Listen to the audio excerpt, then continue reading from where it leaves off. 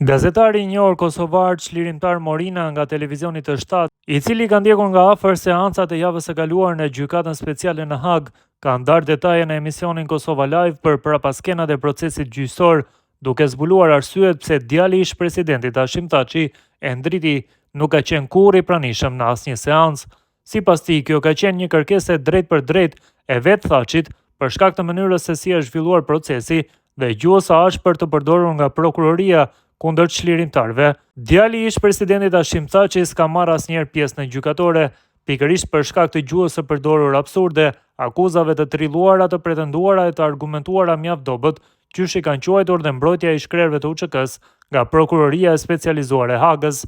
Pikërisht prej asaj gjuhe, presidenti Thaçi ka kërkuar për i familjarëve të tij që mos të marrin pjesë, pra bashortja dhe Endriti, në asnjë seancë, ka deklaruar Morina. Gazetari më tutje ka treguar edhe për reagimet e Thaçit gjatë seancave, duke theksuar se ish-presidenti shpesh i shmangte dëgjimin e prokurorëve dhe argumentet e tyre. Shpeshherë kur flisnin prokurorët në kundër argumente apo në përgjigje, Hashim Thaçi e ndalte pajisjen dhe nuk i dëgjonte fare se çka thonin. Pra në atë pjesën e pajisjeve teknike, edhe pse i kishte kufjet në vesh, e ndalte për të mos dëgjuar fjalën e tyre, ka shtuar ai. Çlirimtar Morina ka folur edhe për sjelljen e Recep Selimit gjatë procesit gjyqësor. Ai ka treguar se gjatë seancave Selimi shpeshherë merrej me vizatim, ndërkohë që paralelisht përgatiste edhe fjalimet e tij.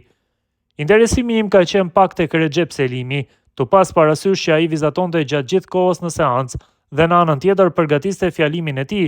E pyeta një herë një prej familjarëve të vet se a e bën gjithmonë këtë gjë, tu e pas parasysh shpirtin artistik që e ka, qoftë në shkrimin e teksteve, por edhe në vizatime të ndryshme, tu pas parasysh që ka pas edhe ekspozit vitin e kaluar, edhe më thanë se kështu bën gjithmonë ai. Sipas gazetarit, familjarët e Recep Selimit i kanë treguar se aktiviteti i tij nuk është ndalur as brenda qelive të paraburgimit të Hagës. I njëjti po ashtu ka pasion dhe lexon shumë libra brenda javës.